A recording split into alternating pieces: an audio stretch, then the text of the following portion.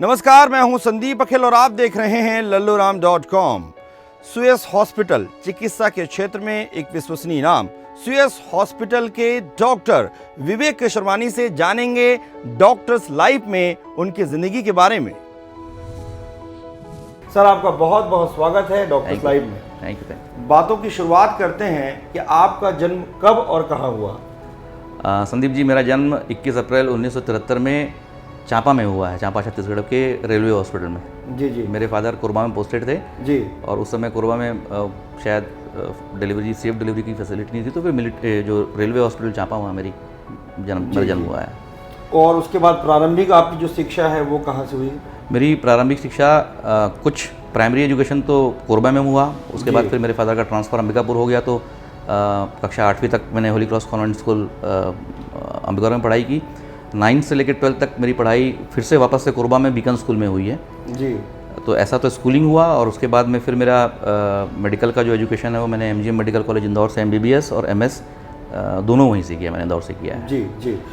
मुंगेली से भी आपका जुड़ाव रहा? जी जी, मुंगेली मेरा पैतृक गृहग्राम है। मुंगेली से 15 किलोमीटर दूर में ग्राम सेतगंगा है, वहाँ को हम बिलोंग करते हैं। मेरे फादर का पैदाइश और लालन पालन सेतगंगा से हुआ है, और अभी भी मुंगेली से उतना ही जुड़ाव है। जी जी। आप छत्तीसगढ़ की प्रतिभा हैं और आपने बाहर भी पढ़ाई की और वापस आप छत्तीसगढ़ में आए। आज सुयस हॉस्पिटल जो है छत्तीसगढ़ में विख्यात है, अपनी सेवाएं जो आप दे रहे हैं। तो मैं बस ये जानना चाहता हूँ कि किस तरीके से आपकी योजना थी कि छत्तीसगढ़ में ही काम करना है, क्योंकि आपने MBBS, जहाँ तक मुझे जानकारी है, आपने इंदौर से किया और उसके बाद आगे की पढ़ाई भी आप इंदौर से किए। उसके बाद आप छत्तीसगढ़ आए। तो छत्तीसगढ़ आने की जो योजना थी वो कैसे बनी? बेसिकली चूँकि हम छत्तीसगढ़ के ही मूल निवासी हैं, छत्तीसगढ़ी ही हैं, तो मेरे पिताजी की शुरू से इच्छा थी कि मैं अपनी पढ़ाई पूरी करने के बाद में जो एजुकेशन मैंने प्राप्त किया है उसका बेनिफिट, उसका फ़ायदा यहाँ की लोकल जनता को मैं दे सकूँ। तो मेरे फादर ने कहा कि आप वापस आओ, और मैं भी चाहता था कि मैं वापस छत्तीसगढ़ में ही आऊँ। इनिशियली हमारा प्लान ये था कि मुंगेली या बिलासपुर में हम सेटल होकर मैं वहाँ पे प्रैक्टिस शुरू करूँ, बट डेस्टिनी ऐसा हुआ कि मेरी वाइफ का PG में सिलेक्शन रायपुर में हुआ, मेरे फादर का भी ट्रांसफ़र रायपुर हो गया। फिर उस समय नया स्टेट बना था, सन 2000 में स्टेट बना था। मैं सन 2002 में रायपुर आया, और रायपुर आने के बाद में कुछ दिनों तक मैंने लाइफ फर्स्ट हॉस्पिटल में काम किया। उसके बाद में मैं और डॉक्टर नितिन गोयल, हम दोनों ने बड़ईपारा में 15 बेड का हमने अपना हॉस्पिटल चालू किया। जी। फिर हमने ये सुयस हॉस्पिटल, जो बड़ी बिल्डिंग जिसमें हम बैठे हुए हैं, ये हमने सन 2009 में चालू किया। जी जी। और 2018 में फिर हमने पीछे वाली बिल्डिंग चालू करके आज करीबन 250 बेड का हमारा मल्टी स्पेशलिटी सुयस हॉस्पिटल है। और ये धीरे धीरे होता गया संदीप जी, धीरे धीरे करते गए। हमको ऐसा लगा कि जो आम जनता को जो हमको फैसिलिटीज़ देनी हैं, जो मेट्रोज़ में अवेलेबल हैं, जो बड़े शहरों में अवेलेबल हैं, वो हम रायपुर में ही अवेलेबल कराने के उद्देश्य से हमने ये चालू किया। शुरू में हमने 2 ब्रांचेस से शुरू किया था। आज हमारे पास में करीबन 17 ब्रांचेस फुल फंक्शनल हैं। बहुत सारे डिपार्टमेंट्स अभी हमारे हॉस्पिटल में हैं। जी, एक बहुत अच्छी बात ये है कि आप इंदौर से पढ़ाई किए, मैं भी इंदौर से पढ़ाई किया, और बड़े सौभाग्य की बात है कि इंदौर शहर बड़ा शानदार है, उससे बहुत सारी स्मृतियाँ आपकी जुड़ी होंगी। इंदौर से जुड़ी कोई स्मृति आप साझा कीजिए।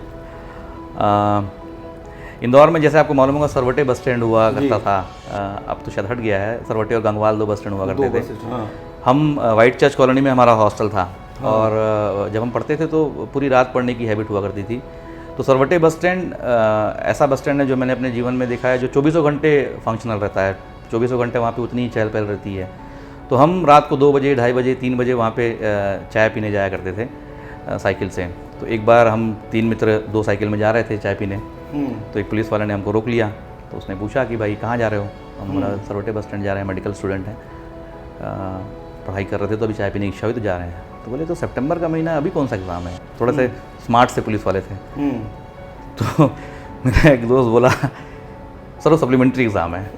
तो पुलिस वाले ने इंस्टेंटेनियसली बोला कि रात रात को घूमोगे तो सप्लीमेंट्री एग्ज़ाम ही तो दोगे तुम लोग। तो वो मेरे को आज तक मैं नहीं भूल सकता कि मैं कभी जीवन में फेल नहीं हुआ। और मेरे दोस्त ने पुलिस से बचने के लिए सप्लीमेंट्री एग्ज़ाम का नाम लिया। बड़ा मतलब बहुत शर्मिंदगी फील हुई कि हम पुलिस वाले से बचने के लिए हमने सप्लीमेंट्री एग्ज़ाम को दिया। तो इसलिए मैं भूलता नहीं, और बड़ा एक हास्यास्पद स्थिति भी थी, और अब याद करो तो हंसी आती है। जी। आप इंदौर में जो है, इंदौर में भी आप काम किए हैं? जी। इंदौर में कहाँ काम किया? इंदौर में मैं एमवाई हॉस्पिटल में था संदीप जी। मैं वहाँ पे 3 साल, जब मेरे एमएस की रेसिडेंसी थी तो उस समय मैंने काम किया हुआ है। एमएस करने के बाद में तो फिर मैं डायरेक्ट फिर रायपुर ही आ गया था।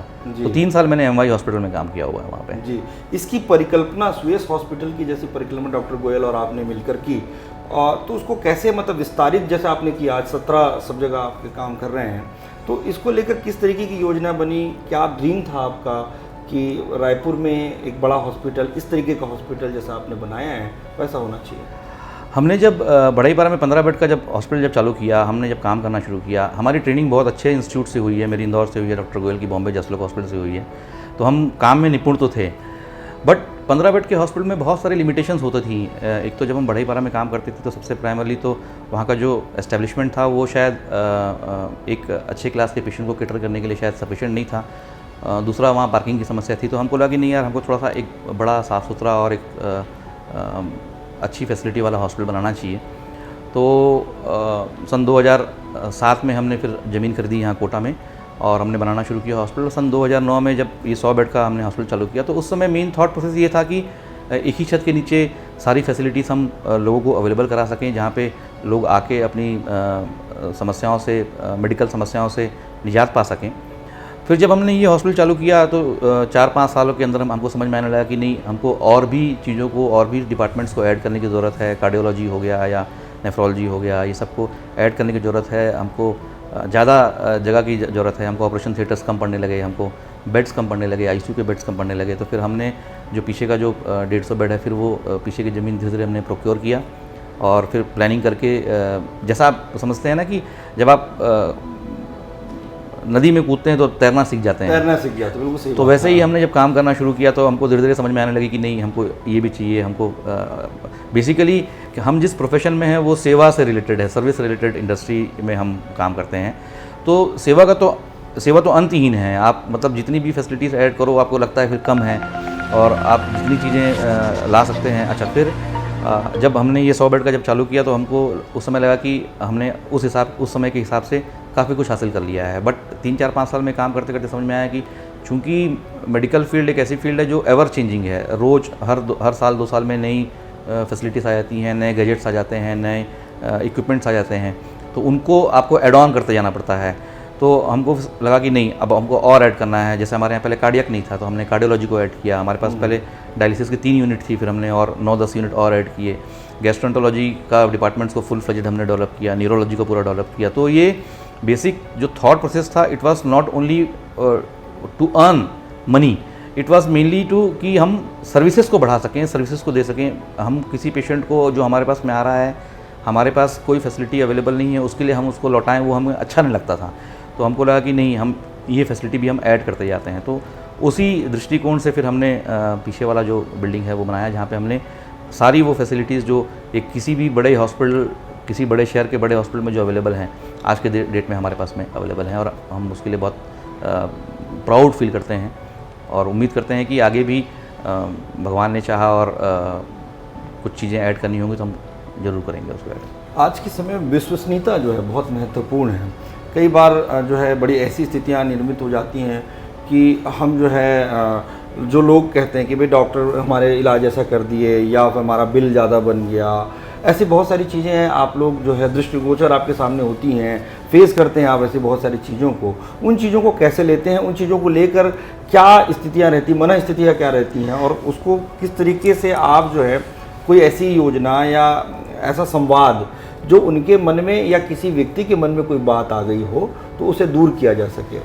बहुत अच्छा सवाल है संदीप जी आपका। ये हम डेली फेस करते हैं इन सब चीज़ों को। मैं बोलने से मतलब हम बोलने से केवल हम नहीं, ओवरऑल मेडिकल फ्रेटर्निटी इन सवालों से रोज़ जूझती है। हम ऐसा हम क्या करते हैं संदीप जी, और व्यक्तिगत रूप से मैं अपने बारे में बताना चाहूँगा कि मैं जब भी किसी पेशेंट या पेशेंट के रिलेटिव से जब बात करता हूँ, उससे डील करता हूँ, उससे टॉक करता हूँ, तो मैं उससे उस दृष्टिकोण से बात करता हूँ कि अगर मैं उनकी जगह वहाँ बैठा होता तो मैं सामने वाले से क्या एक्सपेक्ट करता। तो चीज़ें बड़ी आसान हो जाती हैं। चीज़ें बड़ी आसान कैसे हो जाती हैं कि भाई जब मैं अपने आप को उनकी जगह रख के सोचता हूँ कि अगर मैं वहाँ बैठा होता मरीज के रिलेटिव की जगह या मरीज की जगह पे, तो आप ये मान के चलें इस दृष्टिकोण से काम करने से आदमी का जो अप्रोच होता है ऑटोमेटिकली बहुत फेयर, ट्रांसपेरेंट और ईमानदार हो जाता है। 90% समस्या तो वहीं सॉल्व हो जाती है। जब मैं अपने आप को उनकी जगह पर रख के सोचता हूँ ठीक है, हाँ। तो 90% प्रॉब्लम तो वहीं सॉल्व हो जाती है। मुझे उनकी समस्या अपनी समस्या लगने लगती है कि भाई अगर उनको पैसे की समस्या है या उनको इलाज से संतुष्टि नहीं हो रही है या उनको मेरे अस्पताल की किसी व्यवस्था से संतुष्टि नहीं हो रही है, मैं कैसे रिएक्ट करता या मैं कैसा एक्सपेक्ट करता सामने मैनेजमेंट से। तो मैं जब उनके जैसा सोचना शुरू करता हूँ तो मैं उनके जैसा ही उनके सॉल्यूशन निकाल के देता हूँ। बहुत अच्छे तो जब वो सॉल्यूशन निकाल के देता हूँ तो आप ये मानो कि मेरा ये मानना है कि मैं बोस्ट नहीं कर रहा हूँ कि मैं करीब करीब 99-100% लोगों को सेटिस्फाई करके भेज पाता हूँ।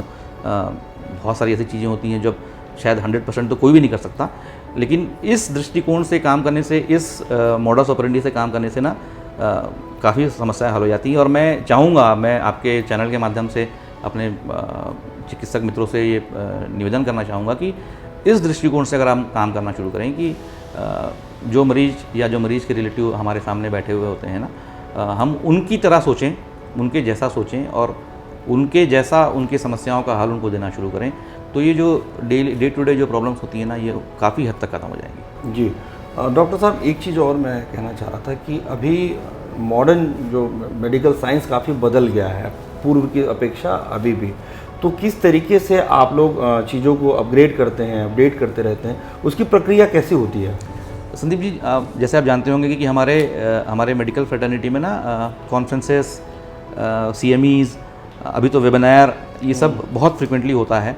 और करीब करीब सारे विधाओं के जो डॉक्टर्स होते हैं वो हर साल अपने अपने डिपार्टमेंट्स के, अपने अपने सब्जेक्ट्स के कॉन्फ्रेंसेस और वेबिनार्स और CMEs को अटेंड करते रहते हैं। तो उनसे क्या होता है कि जो लेटेस्ट चीज़ें आ रही हैं मेडिकल फील्ड के ट्रीटमेंट रिलेटेड या डायग्नोसिस रिलेटेड, वो हमको मालूम पड़ता रहता है।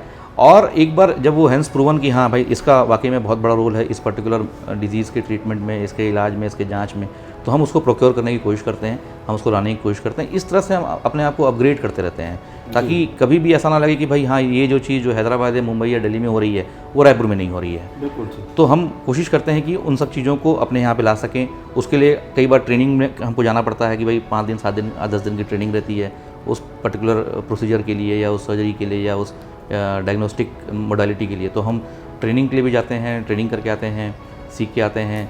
कई बार हम वहाँ के जो एक्सपर्ट्स होते हैं उनको अपने यहाँ बुलाते हैं, कुछ प्रोसीजर्स अपने सामने वो करते हैं और फिर हम धीरे धीरे अपने ट्रीटमेंट प्रोटोकॉल में उसको इंक्लूड करते जाते हैं। जी जी, बहुत अच्छी बात आपने बताई डॉक्टर साहब। अंतिम में मेरा सवाल ये है कि जो आपका अनुभव है, इतने वर्षों का जो अनुभव है, एक डॉक्टर के लिए हर मरीज महत्वपूर्ण होता है, हर केस उसके लिए उतना ही महत्वपूर्ण होता है, लेकिन पर भी इसमें, इस यात्रा में कोई ऐसा मतलब केस, ऐसा कोई वाकया जिसे ठीक करके, जिसे अच्छा करके आपको आत्मिक जो संतुष्टि जिसको बोले, अंदर की जो संतुष्टि होती है वो मिली हो? ऐसे तो बहुत सारे हैं पेशेंट संदीप जी, बट मैं, जैसे आपने पूछा है, हमारे लिए तो सब मरीज इंपॉर्टेंट होते हैं और सब पेशेंट के ट्रीटमेंट और उसको ठीक करने में आत्मिक शांति होती है। पर हाँ, एक पेशेंट था, मैं नाम उसका भूल रहा हूँ, यंग सा लड़का था, बिरला के आसपास ग्राम का पंचायत सरपंच था वो, और अल्कोहल की वजह से, शराब पीने की वजह से उसका पैंक्रियाज पूरी तरह डैमेज हो गया था। और हमारे पास जब आया था तो बहुत सिक था वो, बहुत ज़्यादा सिक था। उसको सीवियर नेक्रोटाइजिंग पैंक्रेटाइटिस नाम की बीमारी हुई थी उसको, और वो करीब करीब 3 महीने भर्ती रहा हमारे यहाँ। 3 महीने में जिसमें 25-26 दिन वो ICU में रहा, उस 25-26 दिन में 20-22 दिन वो वेंटिलेटर पे रहा, 5 या 6 बार उसकी सर्जरी हुई और अल्टीमेटली वो ठीक हो के गया, 3 महीने बाद ठीक हो गया। और मैं बताऊं आपको, उसके ट्रीटमेंट में करीब करीब 20 लाख रुपए के आसपास उसके फादर ने खर्च किया था, ज़मीन यहाँ तहाँ बेच के। उसका ये था कि भाई सर आप तो करो, मैं कोशिश करता हूँ अपनी तरफ से, आप अपनी कोशिश करो। वो तो वो मान के बैठे हुए थे कि भाई नहीं बचेगा लड़का, बट वो लड़का फिर बच गया। और आज भी जब वो हमारे फॉलोअप में आता है तो उसको देख के मुझे बहुत आत्मिक प्रसन्नता होती है, बड़ी खुशी होती है। और जैसे मैं आपको एग्जांपल, अभी आपने पूछा तो मैंने गिनाया, तो मैं बहुत सारे पैंक्रेटाइटिस वाले पेशेंट्स को समझाता हूँ, सिखाता हूँ कि भाई उस स्टेज में मत पहुँचना, कि ठीक है हम वी प्रपोज गॉड डिस्पोज, हम ट्रीटमेंट करते हैं, भगवान ठीक करता है। तो हर बार आप उतने लकी रहेंगे जितना वो लड़का है, ऐसा नहीं है भाई। मेहनत तो मैं 100% हर पेशेंट में उतना ही करने वाला हूँ, बट वैसा ही रिजल्ट हर पेशेंट में मिलेगा ऐसा संभव नहीं है। तो हम पेशेंट्स को बोलते हैं कि भाई आप ये जो नहीं करना है वो नहीं करना है, कोशिश करें कि भाई आप उस स्टेज में लैंड अप नहीं करें। तो वो पेशेंट को अच्छे से याद है। जी, बहुत बहुत धन्यवाद डॉक्टर साहब, आपने बहुत अच्छी बातें शेयर की और बहुत कुछ आपसे जानने का, सीखने का मौका मिला। डॉक्टर्स लाइफ में बहुत सारी बातें डॉक्टर केसरवानी जी से हुई और आप भी प्रेरणा ले सकते हैं कि किस तरीके से छत्तीसगढ़ में रहते हुए और इंदौर से पढ़ाई करने के बाद छत्तीसगढ़ की माटी के लाल लौटते हैं, वापस लौटते हैं और दूसरी जगह काम करते हैं। उसके बाद सुयस हॉस्पिटल जैसा एक आज छत्तीसगढ़ में जिस तरीके से विख्यात है उसे स्थापित करते हैं। तो इस तरीके से आप भी अपने जीवन में कर सकते हैं, अपनी माटी से जुड़ रहे हैं, अपने जड़ों से जुड़ रहे हैं। बहुत बहुत धन्यवाद, बहुत बहुत आभार। थैंक यू वकील जी, थैंक यू।